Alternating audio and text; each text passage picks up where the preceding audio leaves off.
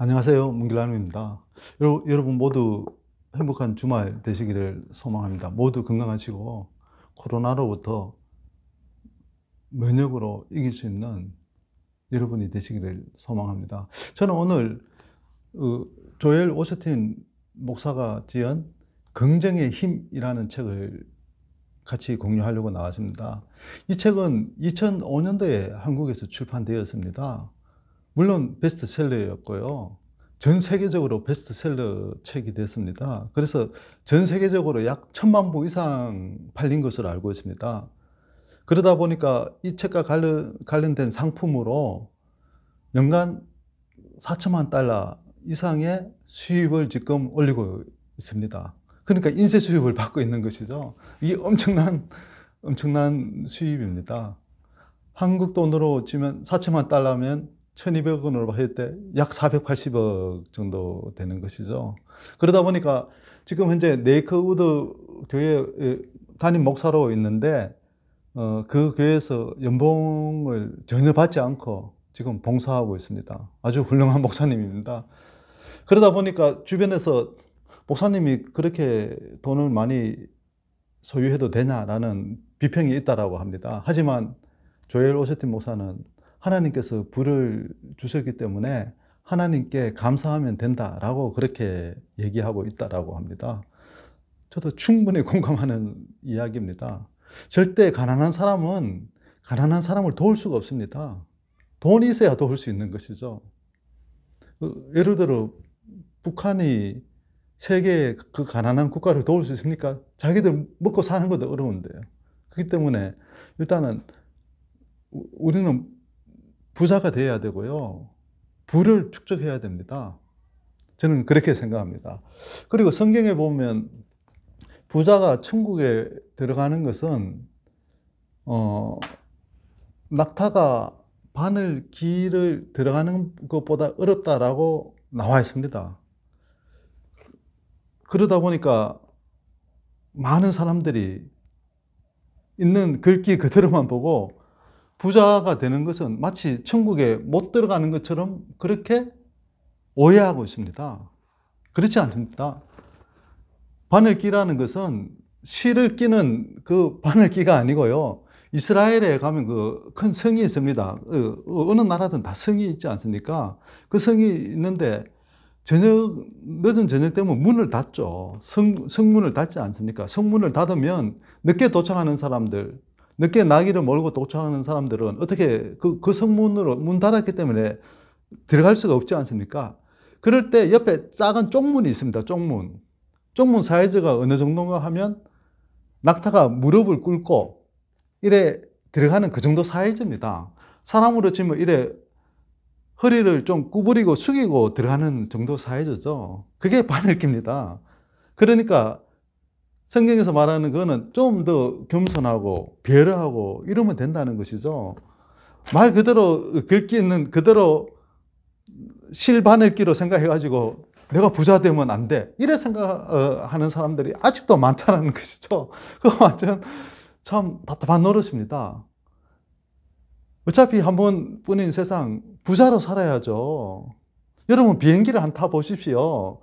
여기서 미국이나 두바이나 영국 가는데 이코노믹 타는 게 편합니까? 비즈니스석 타는 게 편합니까? 1등석 타는 게 편합니까? 비즈니스 이상 타면 전혀 안 피곤합니다. 나오는 음식도 다르고요. 근데 그거는 생각 안 하고 부자 되면 부정적이고 이거는 진짜 잘못된 겁니다. 그리고 성경은 기본적으로 성경의 원리는 자본주의입니다. 사회주의가 아닙니다. 잘못된 사상에서 나온 것이 사회주의인 거죠. 북한이 그렇죠. 소련이 그렇죠. 중국이 그렇죠. 다 그 사상의 높은 곳으로 올라가면 성경에서 시작되는 거지만 근데 다 잘못되는 겁니다. 성경은 다 베푸는 겁니다. 여러분 그 비유도 있지 않습니까? 주인이 먼 외국에 가면서 그 일하는 일꾼들한테 이래 한 일꾼에게는 5동전, 한 일꾼에게는 3동전, 한 일꾼에게는 1동전을 주었는데 5동전 준 사람은 주인이 본국에 와서 집에 오니까 또 그거를 불려가지고 5개 더 만들었고, 또 한 하인은 3개를 더 불렀고, 그런데 1개 받은 하인은 어떻게 했습니까? 땅에 파묻어 놓았잖아요. 왜? 잊어버릴까봐. 그래가지고 한 개만 주인한테 줬습니다. 주인이 뭐라고 했습니까? 야, 이 게으르고 이 못된 종아, 너는 나가라. 쫓겨났지 않습니까? 그게 성령의 원리입니다. 그러니까 우리는 부를 축적해야 됩니다.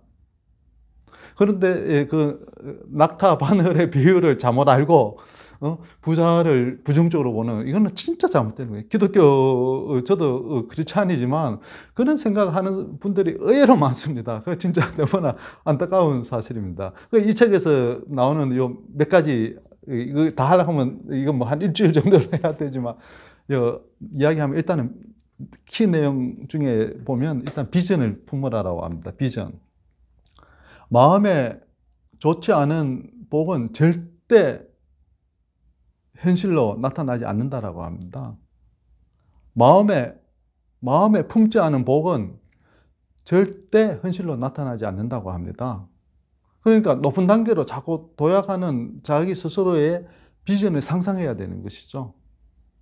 그리고 아이들에게도 그냥 공부해라, 뭐 오늘 숙제했나 이러지 마시고, 너희는 아빠보다 더 멋진 삶을 살게 될 거야. 너희는 잠재력이 많기 때문에 꼭 위대한 일을 하게 될 거야. 이런 이야기를 자꾸 해주라는 겁니다.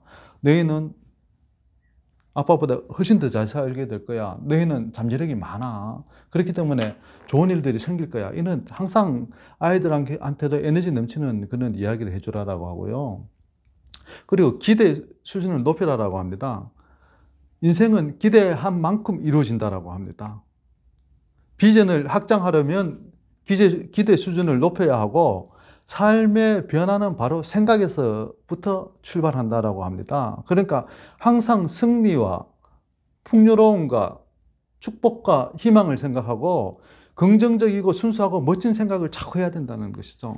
항상 우리는 부정적인 생각보다는 긍정적인 생각을 해야 된다는 것이죠. 업무에 있어서도 항상 드리는 말이지만 비평보다는 긍정적으로 가야 되는 것이죠. 긍정이 뭐냐? 긍정은 그냥 좋게 보는 것이 긍정이 아니고, 현상을 정확하게 파악해서 문제점을 그거를 해결할 수 있는 능력이 긍정이거든요. 그러니까 우리는 긍정적으로 봐야 됩니다. 지금 세상을 보십시오. 지금 사회 보십시오. 그것은 다 부정적이지 않습니까? 그거는 발전의 여수입니다. 특히 교수직 쪽에 계신 분들, 그런 분들이 경험 없이 많은 정책을 만들어가면서 지금 똑바로 되고 있는 정책이 몇 개나 있습니까, 여러분? 경험이 없는 지식만으로 하는 그는 아니땐 잘못된 그런 정책들, 정말 안타깝게 짝이 없습니다. 그리고 환경을 바꾸라고 합니다. 신세 한탄만 하고 앉아있지 말고 꿈꿀 수 있는 곳을 찾아라는 것이죠. 그러니까 성공한 사람을 찾아다니고 본인의 멘토도 만나고 그리고 코칭도 만나고 이렇게 함으로 해서 본인이 어떻게 하면 내가 발전할 수 있을까? 그런 쪽으로 자꾸 생각을 해라는 것이죠. 그러면서 꿈꿀 수 있는 곳을 자꾸 찾아다니라는 것입니다. 본인이 꿈꿀 수 있는 곳. 그게 어떤 것이 있겠습니까? 밤에 뭐 친구 만나고 술집 가고 비디오 가게 가고 그런 것이 아니지 않겠습니까? 꿈꿀 수 있는 곳이 어떤 것입니까? 여러분 한번 생각해 보십시오. 그러면서 본인의 환경을 바꿀 때 그 사람은 지금보다 더 나은 내일이 되고 오늘보다 더 나은 내일이 되고 그리고 5년 전보다 더 나은 오늘이 되고 오늘보다 더 나은 5년 후가 될 수 있는 것이죠. 잠시 조엘 오스틴 목사님의 긍정의 힘과 관련해서 간단한 몇 마디 했습니다만은, 여러분 이 책이 혹시 안 읽어보셨다면 중고 서점이나 이런 데 가면 저렴하게 한 6,000원, 7,000원에 살 수 있습니다. 거기 가셔가지고 한 읽어보시고, 여러분 꿈과 긍정과 희망과 열정으로 삶을 개발하고 개척하고 환경을 변화시켜서 더욱 멋진 삶을 살 수 있는 저와 여러분이 되었으면 좋겠습니다. 감사합니다.